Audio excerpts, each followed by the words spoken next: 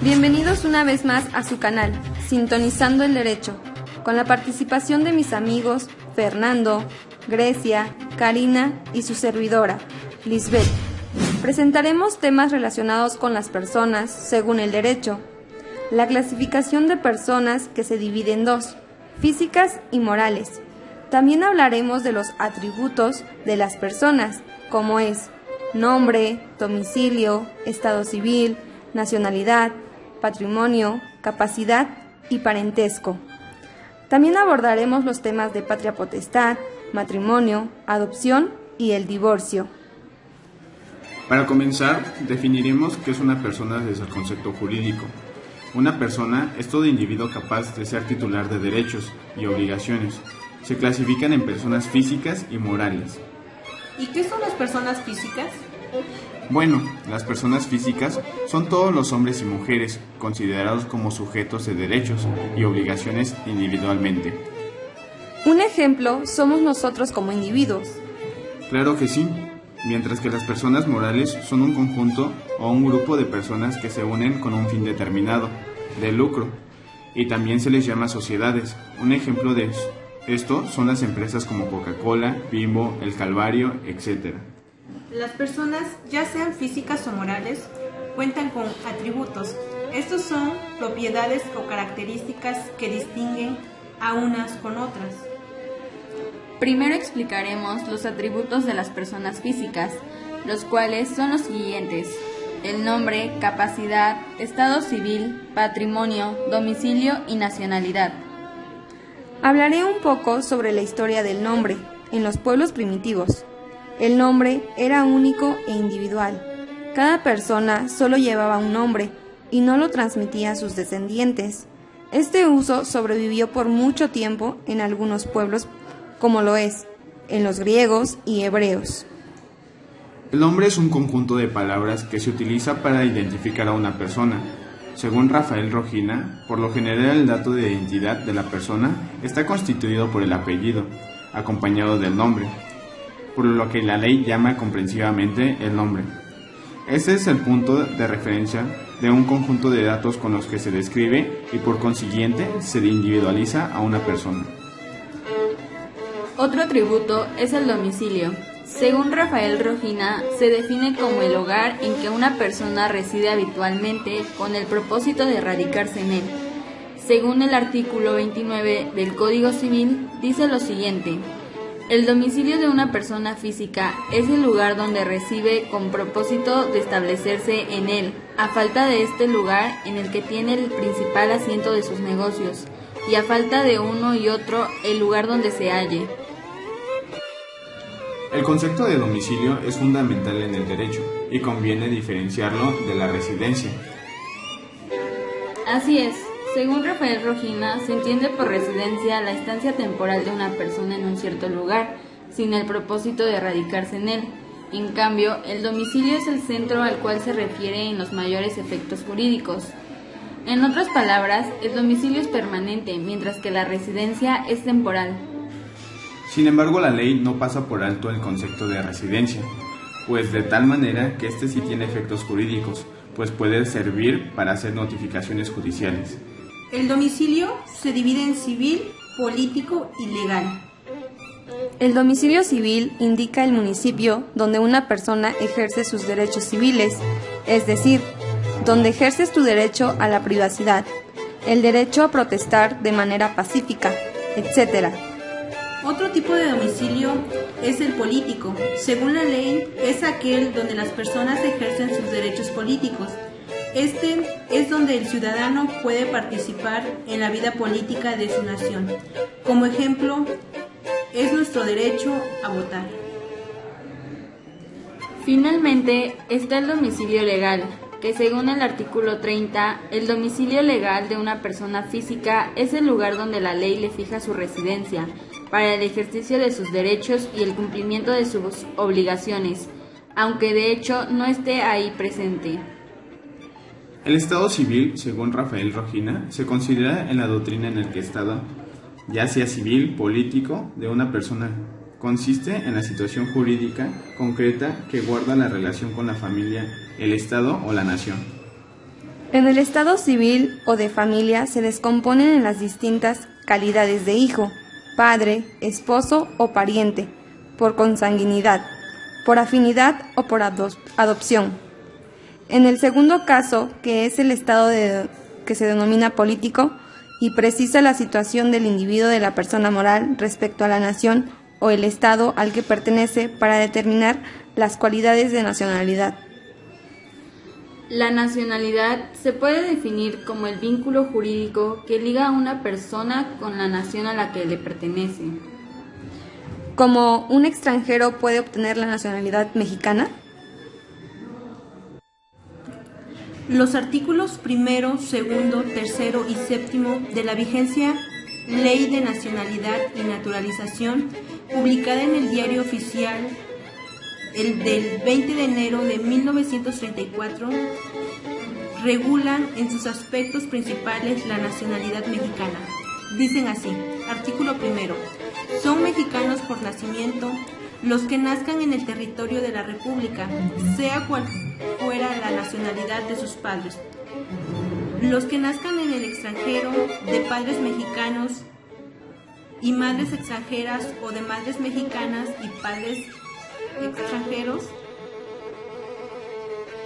Los que nazcan a bordo de embarcaciones o aeronaves mexicanas, sean de guerras o mercantiles.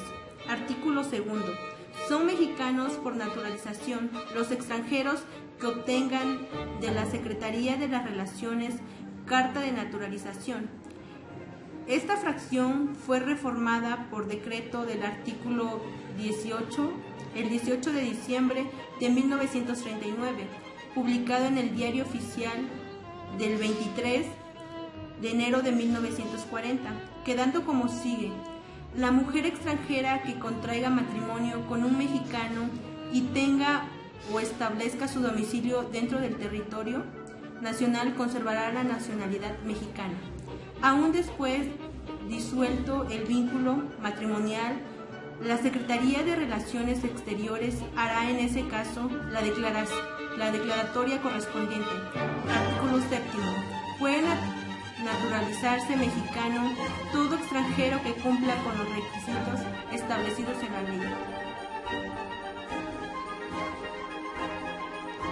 Nosotros, como mexicanos, también podemos buscar otra nacionalidad. Un ejemplo de esto es la esgrimista mexicana que se naturalizó con la nacionalidad de Uzbekistán, pues no recibía el apoyo necesario. Pero bueno, no cambiemos de tema. La capacidad es el atributo más importante de las personas. El artículo 22 de nuestro Código Civil vigente contiene que la capacidad jurídica de las personas físicas se adquiere por el nacimiento y se pierde por la muerte, pero desde el momento en el que un individuo es concebido. Entra a protección de la ley y se le tiene por nacido para los efectos declarados en el presente código. La capacidad se divide en dos: de goce y de ejercicio. La capacidad de goce es la aptitud para titular el derecho para ser sujeto de obligaciones. Según Rafael Rojina, se divide en grados de goce. El grado mínimo de capacidad de goce que existe, es el ser concebido, pero no nacido. Una segunda manifestación de la capacidad de goce se refiere a los menores de edad. Por último, el tercer grado está representado por los mayores de edad. En este debemos hacer la distinción de mayores en pleno uso y goce de sus facultades mentales, y mayores sujetos a prohibición por locura, idiotismo, imbecilidad o uso constante de drogas. Ahora bien, la capacidad de ejercicio, según Rafael Rojina, es la posibilidad jurídica en el sujeto de hacer valer directamente sus derechos, de celebrar en nombre propios actos jurídicos, de contraer y cumplir sus obligaciones y de ejercitar las acciones conducentes ante los tribunales. En otras palabras, la capacidad de ejercicio es hacerse cargo personalmente de su vida jurídica. En la incapacidad de ejercicio también podemos distinguir diferentes grados según Rafael Rojina. El primero corresponde al ser concebido pero no nacido, y el segundo grado es la incapacidad de ejercicio, que se origina desde el nacimiento hasta la emancipación. Ahora hablaremos del parentesco. Se define como parentesco al lazo establecido a raíz de consanguinidad, adopción, matrimonio, afinidad u otro vínculo estable basado en el afecto genuino. Por ejemplo, el matrimonio, refiriéndose en ese caso al parentesco de afinidad de cada cónyuge, que cada cónyuge contrae con los parientes consanguíneos del otro, suegros, yernos y nueras, cuñados, etc. Las tres formas del parentesco, por consanguinidad, por afinidad, por adopción, deben estar declaradas y reconocidas por la ley. Yo creo que el parentesco consanguíneo son los que tienen un mismo progenitor. Así es, pues según Rafael Rojina, el parentesco consanguíneo es aquel vínculo jurídico que existe entre personas que descienden las unas de las otras o que reconocen un antecesor común. El artículo 297 define el parentesco consanguíneo en dos líneas, rectas y transversal, en los siguientes términos. La línea es recta o transversal. La recta se compone de la serie de grados entre personas que descienden unas de otras. La transversal se compone de la serie de grados entre personas que, sin descender unas de otras, proceden de un progenitor o tronco común.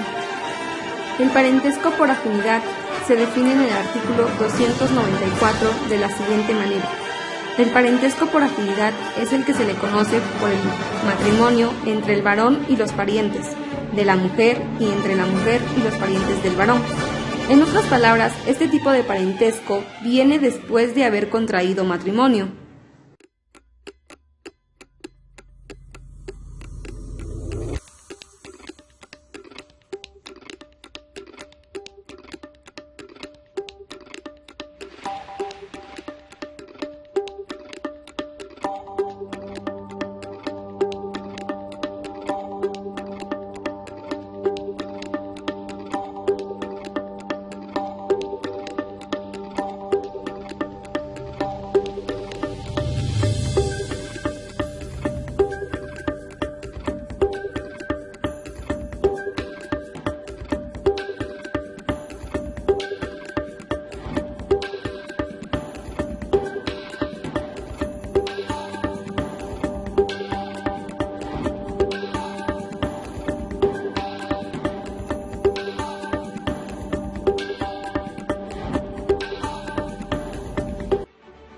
Ahora hablaremos de las personas morales.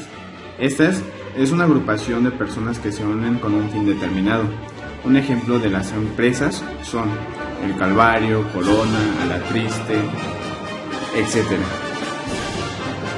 Según Rafael Rojina, la denominación de las personas morales equivale al nombre de las personas físicas, por cuanto que constituye un medio de identificación del ente absolutamente necesario para que pueda entrar en relaciones jurídicas con los demás sujetos.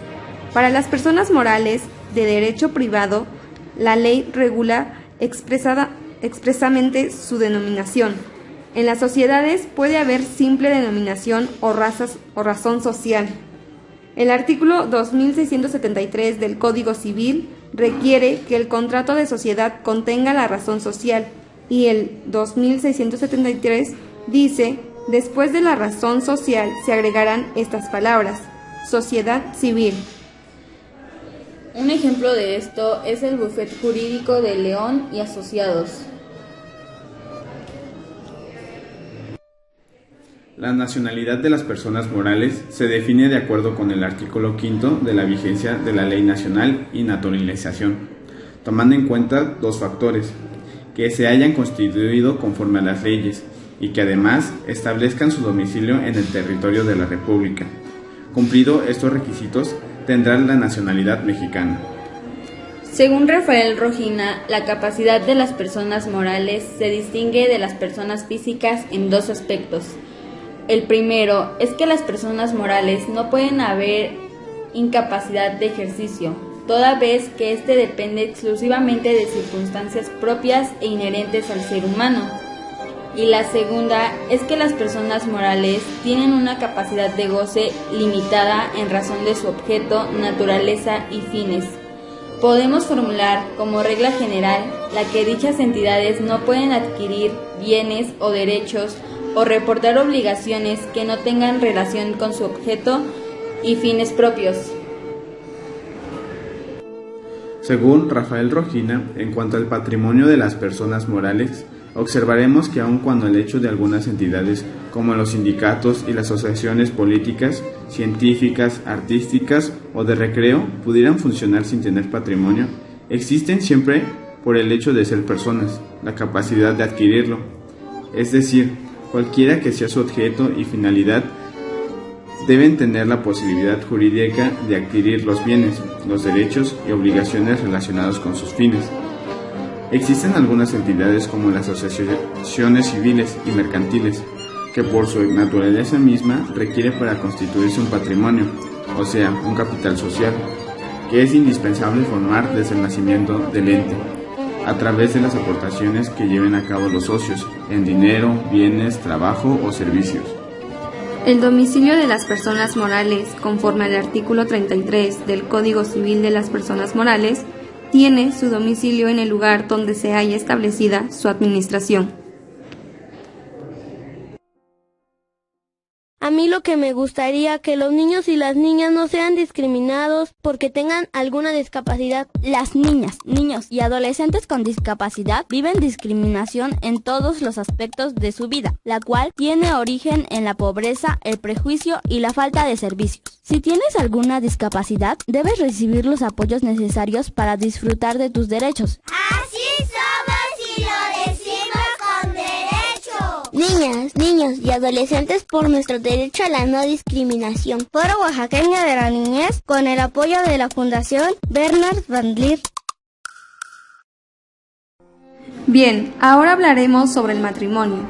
Este tema es muy importante en la sociedad y explicaremos qué derechos y obligaciones se contraen en este acto jurídico. El matrimonio es la unión legítima entre un hombre y una mujer. Este se celebra ante el juez del registro civil. En el artículo 139 nos habla de la promesa de matrimonio, que se hace por escrito y es aceptada. ¿Y en qué consiste esto? Consiste en que solo se pueden celebrar esponsales el hombre y la mujer que ha cumplido 16 y 14 años respectivamente. Cuando los prometidos son menores de edad, no producen efectos jurídicos si no han consentido en ellos sus representantes legales. No producen obligación de contraer matrimonio. Disculpa, ¿me podrías decir qué son los esponsales? Es una promesa mutua de casamiento entre el hombre y la mujer que suele celebrarse con cierta formalidad y ceremonia. ¿Cuáles son los requisitos para contraer matrimonio? Para empezar, se debe celebrar ante los funcionarios que establece la ley y con la formalidad que exigen. Haber cumplido 16 y 14 años, como lo mencionamos anteriormente, y el hijo o la hija que no sea mayor de edad no puede contraer matrimonio sin el consentimiento de sus padres. También hay formas de impedir el matrimonio. Una de ellas es porque no se ha cumplido la edad que la ley dice. Iremos a un corte comercial. Al regresar hablaremos sobre el tema del divorcio. La ley de la selva prevalece allí donde el derecho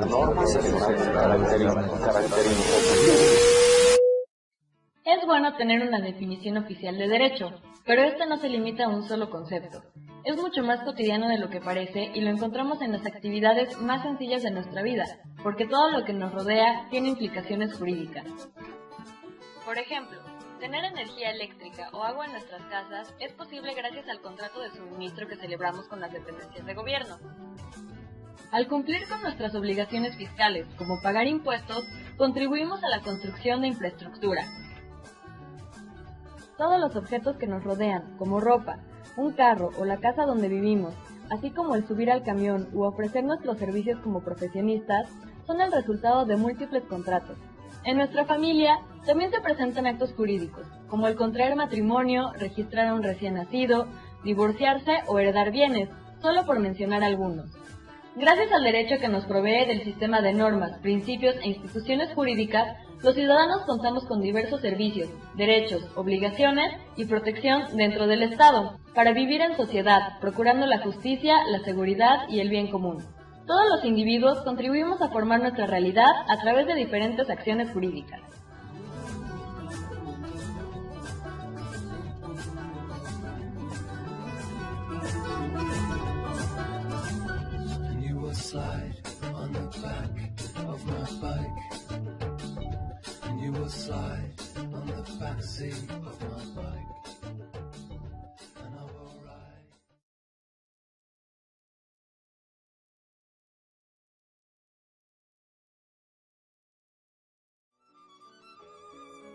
Hemos regresado y ahora hablaremos del divorcio. El divorcio, según Rafael Rojina, ha sido considerado como una sanción específica del derecho familiar, pero solo en todos aquellos casos que supongan un hecho lícito entre los cónyuges, en relación con los hijos o respecto a las terceras personas, que la ley ha tipificado como bastante para originar la ruptura del vínculo conyugal. Independientemente de esta sanción, existe el divorcio, llamado remedio, que se concede en los casos de ciertas enfermedades, de enajenación mental, incurable y de importancia. El divorcio disuelve el vínculo del matrimonio. El artículo 267 dice cuáles son las causas para disolver un matrimonio. El artículo dice lo siguiente. Primero, el adulterio debidamente probado de uno de los cónyuges. Segundo, padecer enajenación mental y curable. Tercero, la imitación a la violencia hechas por un cónyuge al otro. Cuarto, los actos inmorables ejecutados por cualquiera de los dos. Quinto, la separación de los cónyuges por más de 2 años. Sexto, mutuo consentimiento. ¿Cuánto dura el proceso de divorcio? Bueno, el proceso de divorcio tarda dependiendo del tipo, es decir, hay 3 tipos de divorcio y cada uno cuenta con un tiempo diferente. ¿Y cuáles son los tipos de divorcio? Hay 3 tipos de divorcio: el voluntario, el necesario y el administrativo. El divorcio voluntario es el que tu pareja y tú solicitan al juez de lo familiar. Este tarda de 2 a 3 meses. El divorcio necesario es por petición de alguno de los cónyuges. Este puede durar de 6 a 18 meses. Y por último, el divorcio administrativo se tramita ante el juez del registro civil. Este es más rápido que los anteriores, pues en un lapso de 15 a 20 días estarán legalmente divorciados.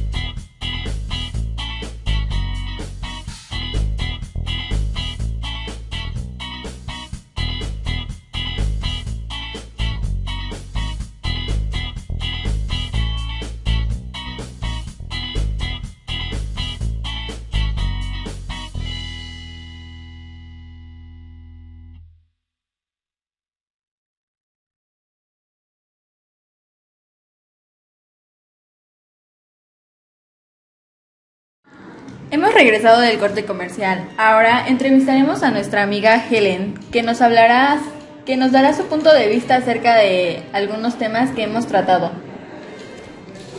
Para empezar, ¿qué piensas acerca del matrimonio?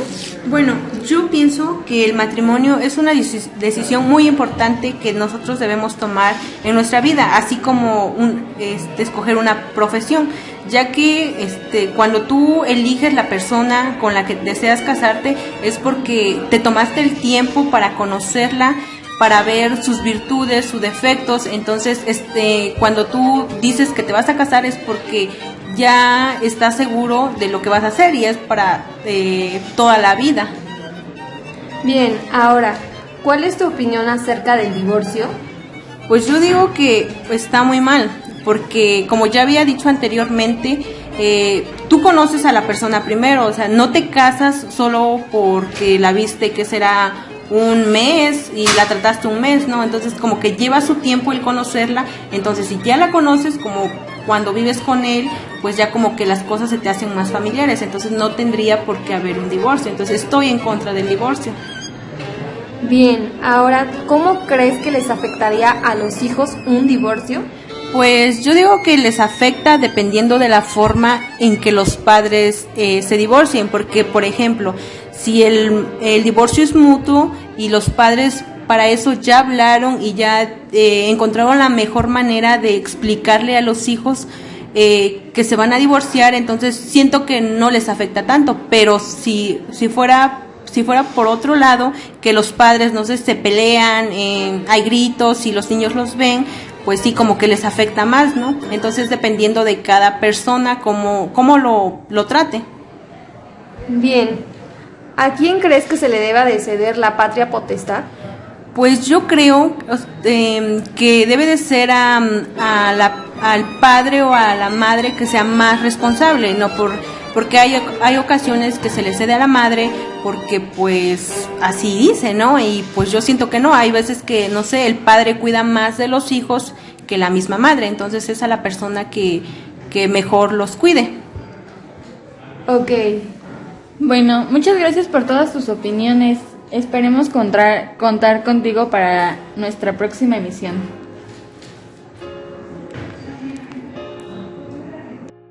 Bueno, respecto a todo lo que acabamos de hablar, yo creo que, empezando por lo que son los atributos personales, ¿no? Yo creo que es algo fundamental para nuestra vida, ya que el hecho de que contemos con ciertos atributos personales es algo muy importante. Imagínate, si no tuvieras un nombre, ¿cómo te identificarían?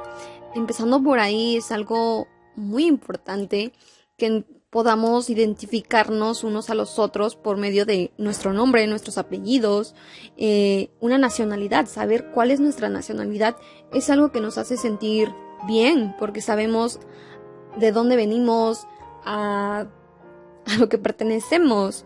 Es algo muy, muy importante realmente, y el hecho de que podamos identificar a otras personas por medio de lo que es su nombre, su domicilio, su estado civil, su capacidad, el parentesco que se tenga con otras personas, todo lo que es los atributos es importante. Y aquí imagínense, tuviéramos algún problema con alguien y, no sé, un ejemplo, demandar a alguien por algún asunto personal que se tuvo ahí, pues el hecho de conocer su nombre, de conocer su domicilio, es algo muy importante para poder localizar a esa persona. Entonces todo este proceso de atributos es muy, muy importante. Y pues bueno, respecto a lo que es el matrimonio, pues yo siento que el matrimonio lleva a diferentes tipos, ¿no? De maneras diferentes en las que cada persona, cada pareja decide realizar su matrimonio. Respecto a lo que es el divorcio, pues hay muchos motivos, ¿no? Muchos tipos de divorcio, divorcios que son mutuos, o sea, hay un acuerdo, divorcios en los cuales, pues, lamentablemente a veces terminan mal, pero pues todo proceso es muy importante conocer cuáles son los tipos, cómo fue que se casaron, cómo fue que van a divorciarse, es algo muy importante. Y pues respecto a lo que es que la patria potestad, yo creo que es algo igual importante, es fundamental en todo lo que es relacionado con el matrimonio. No sé, es que creo que me llamó muchísimo la atención lo que es los atributos personales, ya que el hecho de poder conocer todo eso y llevarlo a cabo cuando nosotros terminemos la carrera, no sé, es importante, realmente lo es, porque imagínate que no sabemos el nombre de alguien, no lo sé. Simplemente me pareció muy importante y así poder identificar ya a las personas, ¿no? Poner atención a todo lo que nos rodea. Me pareció un tema muy importante realmente. Nosotros como personas debemos de saber las características que tiene una persona física, una persona moral, ya que las podemos ocupar. Si algún día nosotros queremos poner un negocio, lo podemos hacer con ayuda de más personas, de personas que cuenten con tal vez un local, tal vez la maquinaria, o personas que tengan conocimientos acerca de las redes, así para la publicidad de nuestra empresa. Entonces nos podemos unir con ese tipo de personas y pues tener socios y pues podemos trabajar como personas morales.